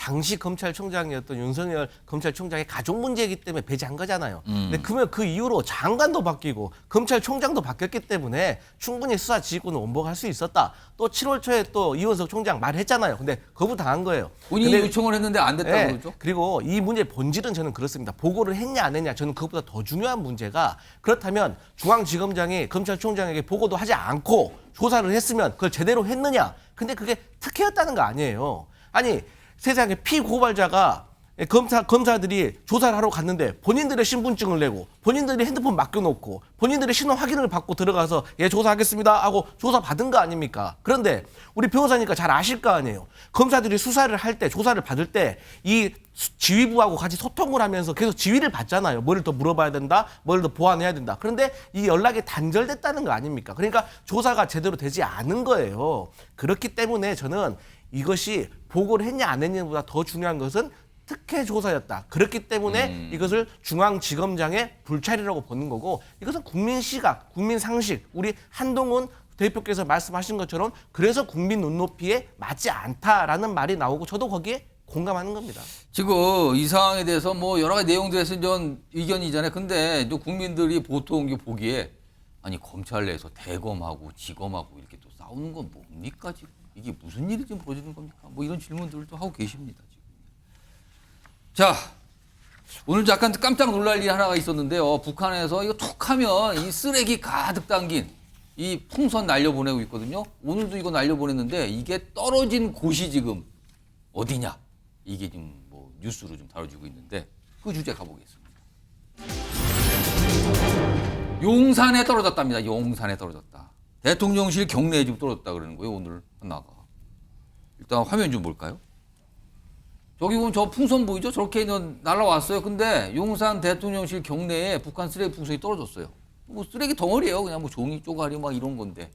그리고 이제 이게 나와서 아유 이게 다른 데도 아니고 대통령실 그 경내에 떨어졌으니까 주목을 받잖아요. 근데 대통령실에서 내놓은 설명은 여러 가지 뭐 별 내용이 위험한 건 없다. 그리고 실시간 감시하고 있었고 낙하 후에 안전하게 조치했다. 뭐 이런 입장까지 내는데 오늘 합참에서 이와 관련된 설명을 좀 하는 요거에 일각에서 요게 나오자마자 무슨 얘기가 있었냐면 아니 저거 대통령실까지 날아오기까지 이거 좀 쏴서 떨어뜨리거나 어떻게 제거할 방법이 없었는가 이런 얘기가 나오거든요. 근데 그와 관련해서 합참이 앞서서 좀 어렵다는 취지로 설명한 게 있어요. 들어보시죠. 풍선이 오게 되면 그거를 격추하게 되면 풍선이 떨어져서 낙하하는 힘에 의해서 그 피해가 발생할 수 있고 북한 쪽에서부터 날아오고 있는데 그걸 격추하기 위해서 우리가 사격을 하게 되면 우리 탄이 MDL 이북으로 월북할 수도 있습니다. 그러면 그것이 또 분쟁을 일으킬 수도 있고. 자, 강성필 부위원장. 네. 아니 그러면 지금으로서는 그냥 그저 날아와서 떨어지는 거를 지켜볼 수밖에 없다 이런 것인데 또 만약에 거기에 위험한 거라도 매달려 있어서 뭐가 떨어졌거나 뭐가 터졌거나 그러면 이거 어떡합니까? 그냥 보고만 있을 수밖에 없는 겁니까 지금은? 그러니까 과거에도 중국이 미국으로 이 풍선을 보냈을 때 미국에서도 혹시 풍선을 바로 격추시키면은 어떤 위험 물질이 떨어져서 피해를 받을 수 있기 때문에 바다까지 나가는 것을 기다렸다 해상에서 가장 안전한 곳에서. 네, 그렇습니다. 하지만 저는 이렇습니다. 벌써 오물풍선이 북한에서 온 지 몇 번째입니까? 지금이 거의 10번이에요. 10번이라고 그래요 지금까지. 이 정도 됐으면 이제는 날아오는 풍선을 어떻게 방향이라도 뭐 선풍기라도 쐬가지고 방향이라도 바꾼다든지. 아, 다시 북한으로요? 네, 아니 어떤 무슨 방법을 고안을 해야지. 항상 올 때까지 기다렸다가 떨어지면 내려가서 만지지 마세요 해서 화학물질 안전합니다. 이런 보도만 하는 거. 그렇기 때문에 저희가 확성기도 좋지만 이게 너무 악순환이다. 그래서 대책을 강구해야 된다. 이런 말씀 드리겠습니다. 너무 자주 보내고 있어요. 저 풍선, 저 쓰레기 풍선. 처음에는 무슨 이상한 막 오물 풍선인데 이제는 오물이 떨어졌는지 쓰레기만 보내고 있어요. 근데 지금 자꾸 너무 작게 나오는데 오늘은 대통령실 경내에 떨어져서 지금 주목받고 있는데 다음 화면 좀 볼까요? 뭔가 좀 주장하시는 분들의 목소리가 있어요. 여기 보면 유승민 전 의원, 김병주 의원, 유승민 전 의원 과거에 의원 시절에는 국방위 일도 많이 했고 김병주 의원은 뭐 군 출신이니까 얘기를 했는데 일단 유승민 전 의원은 아니 이거 무인 항공기 드론 등 같은 거 띄워서 요격할 수 있어야 되는 거 아닙니까? 이걸 왜 그대로 둡니까라는 지적. 그리고 김병주 의원은 아니 어떤 침입 세력 물체도 이거 군사 분계선 넘어올 때 격추시켜야 되는 거 아닙니까? 거기 떨어뜨려야지 이걸 왜 계속 떠다니게 둡니까? 라고 또 얘기해요. 대통령실에서 나온 설명은 풍선에 어떤 물질이 있을지 모르기 때문에 공중 처리 이거 쉽지 않습니다. 어렵습니다라는 입장이 나왔는데 송영훈 의원. 드론을 띄워서 격추하는 방법. 이거 어떨까요, 진짜? 아니면 군사 분계선을 넘는 순간 바로 격추하는 방법. 아니, 우리 군에서요. 그래서 지금 대공 레이저를 개발해서 올해 연말부터 배치한다고 합니다. 이건 이번 달에 이미 언론에 널리 보도된 그 사안이거든요. 이게 만약에 그 미사일로 격추를 하면은 천국 미사일 뭐 이런 걸로 하면 한 발 쏘는데 15억 원 정도 든다고 해요. 풍선 잡자고 미사일 쏘기도 그렇다는 거고. 15억 원씩 그러면 한 100개 하면 1,500억 원 써야 됩니까? 그런 문제가 있죠. 그런데 아니 드론으로 가서 이렇게 바늘 찌르면 될 것 같기도 한데요. 그래서 이 지금 아까 그 격추했을 때 위험 얘기가 나오는데 지금 이제 물리적 격추 말고 지금 군에서 개발해가지고 배치한다는 거는 그 대공 레이저를 쏴서 한 700도씨 정도의 고온으로 태워서 없애는 겁니다. 아예 다 녹여버리는 그렇습니다. 거예요? 공중에서 그 태워서 없애는 건데 그거는 비용이 한 발에 한 2,000원 정도밖에 안 한다고 해요. 2,000원이요? 예. 그래서 지금 이거를 올해 연말부터 전방에 순차적으로 배치한다는 보도가 이미 나왔습니다. 나온 지 한 2주 정도 됐어요. 근데 그 전까지 계속 뛰어보낼 것 같은데. 아니 그래서 지금 그런 문제가 있는데 계절적인 요소가 있어서 사실 여름에는 이게 매번 오물풍선을 북한에서 보내기가 어렵죠. 그다음에 이제 겨울이 되면은 북서풍이 부니까 많이 할 수 있는데 그때쯤에는 아마 실전 배치가 될 수 있지 않을까 하는 기대를 해봅니다. 아, 레이저가 있어도 아예 그냥 태워버린다 공중에서 뭐 이런 얘기 하셨는데 아까 잠깐 말씀하셨는데 이게 다른 나라에도 사례들이 있어요. 위험한 사례도 있고 뭔가 재고한 사례가 있는데 화면 좀 보겠습니다. 지금 이 왼쪽에 저 옛날 흑백 사진 있죠? 저게 뭐냐면 2차 세계대전 당시 일본이 미국에 보낸 풍선인데 여기 폭탄이 설치돼 있었죠. 폭탄 매달려 간 건데 풍선 폭탄으로 미국을 공격해서 실제 사망자가 나왔다고 그래요. 민간인 사망자. 실제 저렇게 풍선 폭탄을 보낸 겁니다. 지금 북한이 우리한테 보내는 게 쓰레기이기 망정이지 거기에 위험물, 독극물 뭐 이런 게 있으라면 이게 큰일 나는 건데 실제 2차 세계대전 당시 일본이 저걸 썼답니다. 그리고요. 지난해 2월에 중국이 정찰을 하기 위한 목적으로 미국에 풍선을 보냈는데 당시 미국이 스텔스기든 전투기를 동원해서 격추시켰거든요. 그러니까 바다 쪽에 떨어지게 안전하게 격추시킨 이런 사례도 있었습니다. 요거 일단 박상수 위원장하고 제가 김종수 위원장 갈게요. 한 1분 정도 시간 좀 드릴 텐데 이거 우리는 안 됩니까? 좀 어떻게 지금 당장? 뭐 송영원 위원이 이야기한 것처럼 이러한 대응 방안을 만들고는 있는 것 같은데 근데 그런다 하더라도 진짜 북한이 또 생화학 무기가 워낙 많거든요. 예. 그러니까 그런 측면에서 혹시나 공중에서 터뜨렸을 때 잘못될 수도 있기 때문에 그러한 부분들도 고려를 하는 지금 현재 어쩔 수 없는 고육지책적인 대응인 것 같아요. 예를 들어서 뭐 대공포로 만약에 서울 상부에 나는 대공포를 쏘면 또 대공포가 쏜다는 자체가 또 굉장히 위험할 수도 그렇죠. 있어서 그것도 또 그럴 수도 있고 또 거기에서 이제 뭔가 좀 생화학 무기나 이런 것들이 만약에 뿌려지면은 그로 인한 위험성도 또 있기 때문에 이러한 부분들에 있어서는 최대한 국민들의 안전을 생각하면서 할 수밖에 없지 않나라는 생각이 들고 저는 이거 보고 있으면은 저 인도랑 파키스탄 사이에 국경 앞에서 막 인도 파키스탄 군인들끼리 몸싸움하는 거 거의 뭐 있거든요. 몽둥이 들고 싸우잖아요. 싸우는 거 있거든요. 예. 약간 지금 그런 느낌이라서 정말 이게 약간 뭔가 무기를 쓰기는 무기 같은데 좀 수준 낮은 무기 같다 그렇죠. 이거죠. 네, 약간 그런 느낌이 좀 있습니다. 네. 김지욱 중앙위원장 이거 그럼 지금으로선 여러 가지 이 말씀 듣고 지금으로선 딱히 할 수 있는 게 없다 이렇게 되는 겁니까? 근본적인 해결책이 있긴 있죠. 쌍방이 안 날리는 거죠. 풍선을. 그러니까 이쪽에서 날리니까 저쪽에서 날린다. 쌍방이 그런 얘기를 하는 논리이거든요. 그리고 말씀하신 것처럼 그 풍선에다가 아마 어떤 공격용 무기를 집어넣으면 교전 상태가 벌어지는 거예요. 그때는 북한도 감당하기 어려운 쌍방이 다 마찬가지인 상황인 거죠. 좀 그래서 또 거기다 9.19 군사합의 같은 경우도 좀 부분적으로 파기된 상황이기 때문에 예. 이 문제가 계속 벌어지게 되면 우발적 충돌 자체가 확산될 수 있는 면이 있기 때문에 저는 뭐 풍선을 녹인다, 뭐 막는다 이런 것보다도 더 근본적인 해결책들은 쌍방이 소위 풍선이라고 하는 가장 값싼 무기잖아요. 안보 불안을 실증할 수 있는 그런 무기들을 쏘지 않을 수, 그러니까 서로 날리지 않을 수 있도록 하는 근본적인 해결책들을 만들어야 되는데 저는 서로 정권이 바뀌는 과정에서 자격이 유리하면 그것들을 허용하고 막고 이런 일이 반복적으로 벌어지기 때문에 저는 어떻게 보면 안보가 좀 정쟁에 활용되는 측면도 분명히 있어서 저는 이 문제에 대해서는 어느 정도는 여야가 좀 합의를 해서 좀 이것 좀 빨리 좀 근본적으로 막는 것들이 좀 낫지 않을까 생각이 듭니다. 10차례나 보냈는데 이거를 쳐다만 보고 뭐 이렇게 날아다니고 뭐 이런 상황이 반복되고 있습니다. 다음 준비된 영상에는요 특이한 패션쇼의 모습이 담겨 있거든요. 시청자 여러분께서는 그 패션쇼에 누가 등장을 하는지 좀 눈여겨보시기 바랍니다.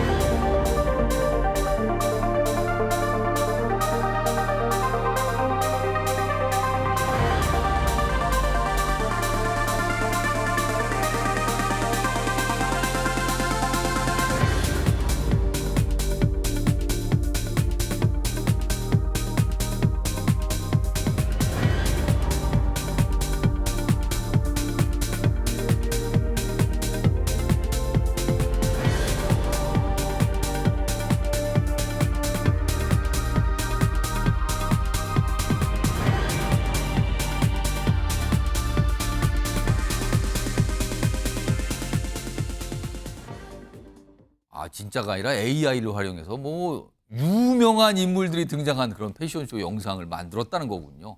그래서 좀 주목을 받아서 좀 소개해드렸습니다. 자, 다음 날을 이슈는요. 영상으로 먼저 만나보겠습니다.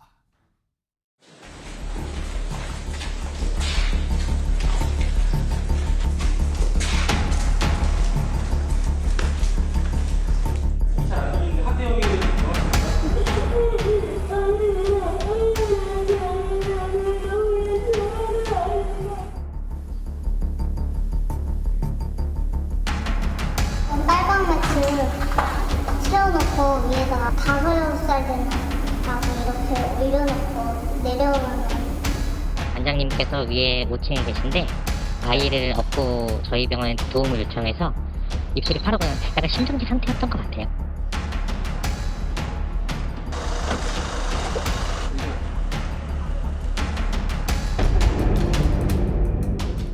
이번 이슈의 제목은 이렇습니다. 매트 안에 거꾸로 중퇴 11일 만에 사망이란 제목입니다.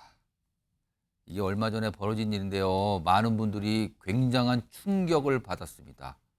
어느 태권도장에서 벌어졌던 일입니다. 화면 좀 볼까요? 그동안의 상황을 좀 정리했는데요. 이게 지난 12일에 있었고요. 거기 보면 무슨 말아놓은 매트에 아이를 거꾸로 끼워 넣었다. 방치했다. 이런 얘기가 있고요. 그리고요, 뭐 중환자실에 치료받던 중, 생일 한 달 앞둔 어제 사망 판정. 이런 얘기가 좀 적혀 있는데요. 안희성 변호사 나와 계신데, 일단 제가 뭐 대략적으로 설명을 드렸는데, 안희성 변호사께서 좀 자세히 설명 좀 해주셨죠. 도대체 그동안 무슨 일이 벌어졌던 겁니까? 일단은 이 사건이 알려진 것은 이제 태권도 이 관장이 이제 매트에 아이를 거꾸로 놓은 채로 한 20여 분간 방치를 했다. 그리고 아이가 이제 뒤늦게 발견이 돼서 태권도 관장인 지금 피의자가 같은 건물에 있는 지난 12일 있었다는 그렇죠. 거죠. 예. 그리고 같은 건물에 있는 이제 이비인후과죠. 다른 병원도 아니고 이비인후과에 이제 업고 긴급하게 이제 데리고 가서 아이가 좀 상태가 굉장히 안 좋아졌으니까. 그렇죠. 그리고 아이를 소생시키는 과정에서 지금 또 그 이후에 새롭게 알려진 사실은 아이를 병원에 데려다 놓은 그 시점에 태권도 관장은 다시 이제 관으로 돌아와서 이제 그 영상이 담겨 있던 CCTV를 삭제했다. 그 정황이 이제 그 이후에 새롭게 밝혀졌고요. 예. 그리고 나서 사실은 많은 국민들께서 아이의 소생, 아이의 회복을 간절히 바랬지만 어저께 아주 이제 비극적인 결말을 맞이를 했던 것입니다. 예. 아까 나갔던 화면 내용이요. 지금 이 내용 두 번째로 보고 앞선 내용 다시 한번 불러오겠습니다. 여기 보시면 지난 12일입니다. 태권도장. 태권도 관장이 B 씨고요. 이 피해를 본 아동이 A군 이렇게 설명되어 있는데 태권도에 쓰는 매트, 말아놓은 매트에 A군을 거꾸로 끼워 넣어. 왜 이런 짓을 하는 겁니까? 도대체 왜? 20여 분 정도 방치했습니다. 그러면 아이가 얼마나 답답했을 거예요. 지금 알려지기로는 아이가 이거 자기 너무 힘들다, 뭐 살려달라 이런 얘기까지 했다는데 방치 상태가 지속이 됐고요. 이 때문에 의식이 없는 상태로 이송이 됐고 중환자실로 치료받다가 어제 사망 판정. 생일 한 달 앞둔 시점이었습니다. 다음 하나 더 보겠습니다. 방금 전에 나왔던 또 다른 내용이죠. 내용 좀 보시죠. 심폐소생, 그러니까 여기 이비인후과 원장이 나오는데 내가 심폐소생하는 동안 관장은 몇 차례 다른 곳을 갔다 왔다. 지금 경찰에서 나오는 어떤 파악한 바로 보이는데 CCTV 뭐 이런 얘기가 나온단 말이에요. 이런 일이 있었습니다. 이 안지성 변호사? 예. 관장에게 처음에 적용했던 혐의 그리고 또 이후에 바뀐 혐의 이게 있다면서요? 이거 좀 설명해 주시죠. 처음에 일단은 아동이 사망에 이르지 않았기 때문에 아동학대 중상해 죄가 이제 적용이 됐습니다. 아동학대인데 그리고 중상해. 예, 아동학대로 인해서 중상해에 이르게 하였다. 생명의 위험이라든가 난치의 질병에 이르게 하였다는 혐의로 아동학대 중상 혐의가 적용이 됐는데요. 일단 기본적으로 수사기관은 아동학대가 있었다는 것을 전제로 일단은 그에 대해서 그 결과인 중상해죄를 적용을 한 것이고요. 다만 어저께 있었던 그런 비극적인 결말로 인해서 죄명은 바뀌었습니다. 그래서 아동학대 치사 치사. 바뀌었고요. 현재로서는 치사죄입니다. 다만 이 지금 매트 위에 말아놓은 매트에 왜 아이를 집어넣는지 예. 그건 현재 이제 수사 중에 있고 그 경위가 파악이 되고 또 그 전에도 비슷한 정황이 좀 있었다고 파악이 되고 있는데 그런 정황에 따라서 이런 행동들이 아이의 어떤 사망이라는 결과 발생에 대해서 이제 내적으로는 용인했다. 가령 이런 아이가 죽을 수도 있었음에도 불구하고 저게 위험한 상황일 수도 있다는 걸 예. 알았다, 인식했다. 그렇다면 예. 그럼에도 불구하고 결과 발생을 예견했음에도 불구하고 했다라고 한다면 사실은 미필적 고의한 살인죄까지 검토가 될 수 있는 부분이거든요. 그러면 처벌 수위 자체가 달라지지 않습니까? 예, 그렇게 된다면 이제 아동학대 살인죄가 적용이 될 것입니다. 단순 살인죄가 아니라 아동학대 살인죄가 적용이 될 것입니다. 치사가 아니라 살인죄 적용이 될 수도 있는 거다. 예. 다만 이제 피의자 입장에서는 제일 처음 인터뷰에서도 본인은 장난으로 그랬다라고 했고, 장난이요? 예, 방금 인터뷰에서도 나온 것처럼 뭐 자신이 가장 아끼는 아이였다, 절대 그럴 의도가 없었다는 취지로 부인을 하고 있는 것으로 보입니다.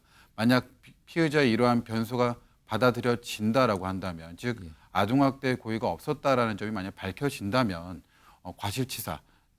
라는 제명까지도 검토가 될 수 있겠지만은 현재로서는 그럴 가능성은 좀 희박해 보입니다. 지금 이 가족들의 진술이 이제 보도를 통해서 조금씩 알려지는데 그 가족의 얘기하면 아이가 이미부터 약간 비슷한 상황에 있었던 거 아니냐, 그게 의심된다, 이런 얘기가 가족들로부터 나온다면서요? 예, 그 A군의 할머니로부터 나온 얘기죠. A군 할머니께서 이제 아이가 그 전에도 서너 번 정도 그 안에 들어갔던 것으로 보인다. 그리고 그런 얘기를 했고 매트에 들어갔다 나올 때마다 관장이 뭐 나를 집어 던졌다 이런 얘기까지 했다는 얘기가 나오고 있습니다. 자, 그렇다고 한다면 그 매트에 집어 넣었던 행위 자체가 아이가 스스로 들어간 것은 아니거든요. 그럼 매트에 집어넣은 행위가 어떤 징계성의 일환이었는지, 아니면 어떤 놀이의 일환이었는지, 아니면 저희가 우려하고 있는 대로 어떤 학대의 일환이었는지가 밝혀지는 것이 이 수사 과정에서 핵심이라고 할 것입니다. 5살입니다. 5살 아이입니다. 화면 좀 보겠습니다. 지금 이 관장이요, 이런 얘기도 좀 나오고 있네요. 이게 A군의 이제 외삼촌 얘기로 알려지고 있는데요. 관장이 동생한테 했던 얘기는 제발 합의 좀 해주세요였다. 이게 먼저 나오는 건 아니지 않나. 법이 내릴 수 있는 최고 형벌 줬으면 한다. 이런 입장도 보도를 통해서 나오고 있습니다.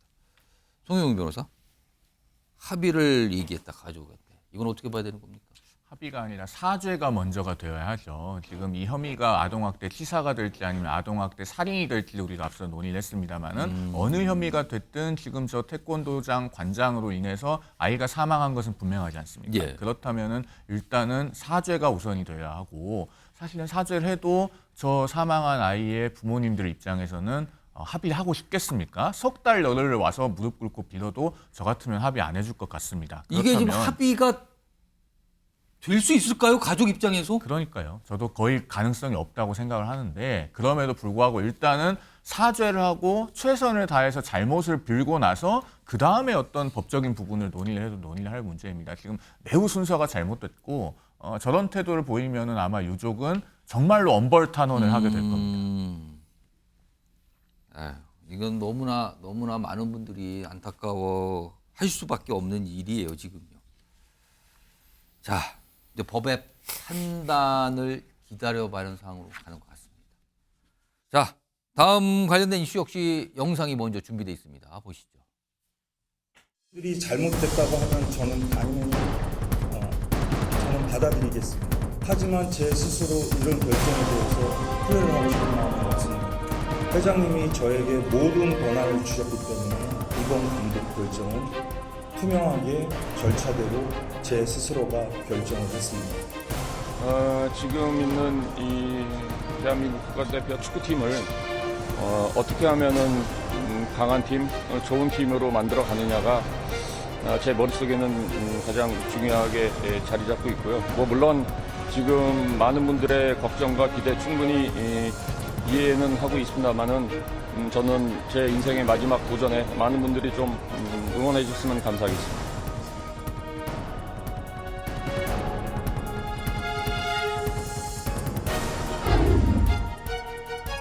자, 축구협회 해체를 요구하는 목소리가 나오고 있습니다. 일주일 만에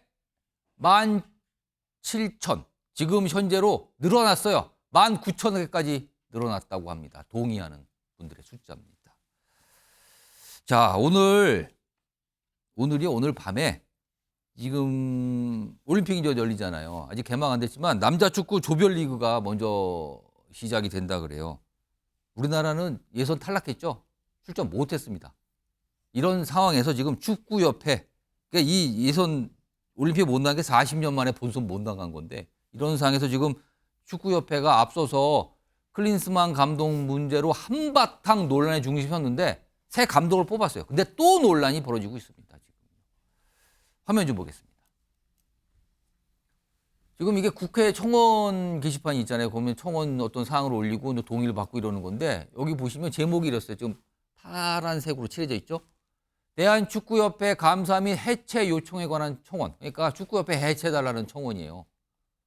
이유는 뭐냐면 공정한 행정 절차 무시, 협회 사유화하는 대한축구협회 감사 및 해체 요청합니다. 동의가 지금 숫자가 현재 19,000까지 갔다고 그럽니다. 얼마 안 됐는데. 강성필 부위원장 축구 좋아하시는데 축구협회를 바라보는 민심이 지금 이거 같은데 왜 이렇게 비판을 받고 있는 겁니까? 그러니까 저희 축구 국가대표팀이 예. 40년 만에 월드컵 그 올림픽 예선에서 탈락을 하면서 실망을 줬잖아요. 예. 그래서 이제 축구협회에서 좋은 감독을 찾아보겠다라고 해서 전력 강화 위원들이 백방으로 해외를 다니면서 좋은 감독을 선임하러 다녔습니다. 그런데 갑자기 정혜성 전력 강화 위원장이 사퇴를 하게 됩니다. 그리고 나서 갑자기 이임생 그 국가대표팀 기술 총괄 이사가 방금 영상에 나왔었는데. 네, 맞습니다. 이분이 독단적으로 홍명보 감독을 물망에 올리고 나서 그리고 나서 조금 제대로 된 어떤 절차가 없는 상태에서 홍명보 감독이 국가대표팀 감독이 됐다는 거예요. 그러면서 많은 비난이 쏟아지기 시작을 합니다. 홍명보 감독은 과거에 국가대표팀 맡았었잖아요, 한 번. 그런데 어찌됐든 이 홍명보 감독이 감독으로 선임되는 절차에서 서류도 제출한 게 없고 뭐 면접도 보지 않고 기본 아닙니까? 뭐 이러한 의혹들이 있어서 지금 누리꾼들의 비난이 쏟아지고 있습니다. 지금 며칠 됐는데요. 축구협회가 성명을 낸 게 있어요. 논란이 막 커지니까. 화면 좀 보겠습니다. 이런 입장을 냈는데 홍명보 감독 면담이 특혜라고요? 국내 감독들의 철학 경력 잘 알아서 분석 자료 제출 안 받았습니다. 그러니까 자료 제출할 필요 없었습니다는 설명이네요. 그리고 홍 감독이 울산 HD를 맡고 있다가 대표팀을 맡을 수 있는지가 우선적 이슈였지 면담 방식에는 특혜 있는 거 아닙니다. 자료 제출도 없었고요. 뭐 프레젠테이션도 당연히 없었고요. 그렇답니다.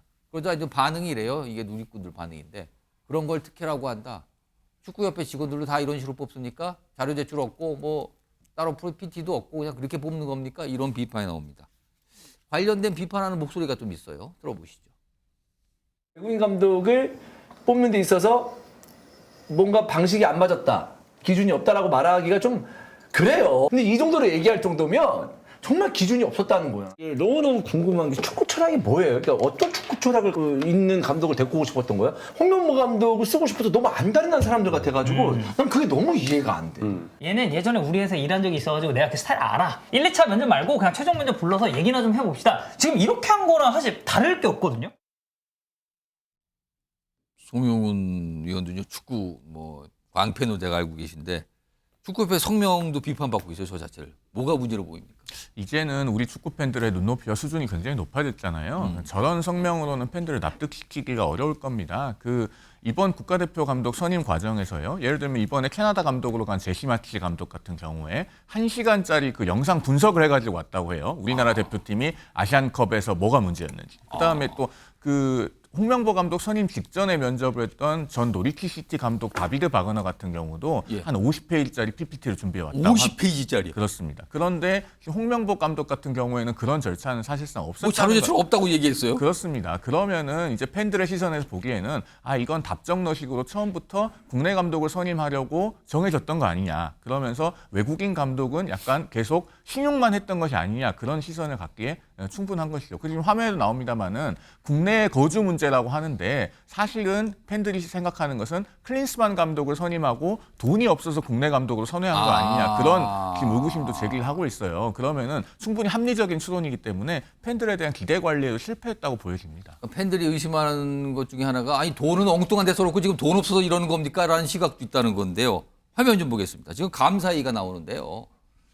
자, 문화체육관광부가 관할이잖아요. 지금 관련 감사 착수했다 이런 얘기가 나오는데 장미란 제2차관이 잘못된 것을 잘 갈 수 있도록 해야 한다. 그래야 돼야 되지 않겠나. 그런 의미에서 감사 시작한다 입장을 냈는데 근데요, 안지성 변호사? 축구협 쪽에서 무슨 제재를 받으면 월드컵 뭐 못 나갈 수 있다 뭐 이런 얘기가 나왔다면서요? 이게 무슨 말입니까? 그러니까 뭐 피파 쪽에 이런 정관이 있긴 합니다. 이제 독립적으로 운영이 돼야 된다. 그리고 정치적 간섭으로부터 자유로워야 된다. 간섭받지 말아야 된다, 축구협회가? 그렇죠. 이런 규정이 있긴 한데 이 규정이 사실 그 축구협회의 어떤 무소불위 정말 그런 것을 인정해 주는 것이 아니거든요. 그러니까 간섭을 정부나 뭐 정치권 받으면은 제재가 돼서 월드컵 출전 못한다 이런 얘기가 나왔다는 거예요? 그렇죠. 말 그대로 정치적 간섭으로부터는 자유로되는 것이 맞습니다만 지금 현재 우리나라의 상황이 그런 상황이 아님에도 불구하고 축구협회 내부에서 사실 이런 얘기가 나왔다는 것 자체가 사실 상당히 큰 문제입니다. 이런 규정들이 있고 그리고 이런 전례가 있으니 우리를 건들지 마라라고 어떻게 보면 선전포고를 한 것인데 사실 이런 부분들은 규정이 있다는 것은 뭐 충분히 사실인 것이고 그렇다고 한다면 뭐 상대편 쪽에서 나왔어야지 이걸 축구협회 내부에서 먼저 이런 얘기가 나왔다는 건 사실 문제가 크고요. 예. 사실 한편으로 또 이제 박주호 위원에 대해서 뭐 법적 대응 이런 것도 시사를 하면서 강경 대응을 예고를 하고 있는데 예. 사실 이런 식으로 이 실마리를 풀 것이 아니거든요. 조금 더 현명한 해결책을 찾아야 될 것으로 보입니다. 제가 한 20여 초밖에 안 남았는데 송영우 변호사께 홍명호 감독이 29일 기자회견 갖는다 그래요. 홍명호 감독이 여기서 뭘 설명해야 된다고 보십니까? 팬들하고 아주 진솔하게 소통을 해야죠. 그리고 울산 HD 팬들 같은 경우에는 지금 시즌 중에 팀을 떠났기 때문에 굉장히 많은 어떻게 보면 배신감을 토로하고 있는 상황입니다. 그런 부분에 대해서도 홍명보 감독이 굉장히 낮은 자세로 사과를 하고 이해를 구해야 될 걸로 생각됩니다. 알겠습니다. 논란의 중심에선 축구협회 얘기까지 좀 전해드렸습니다.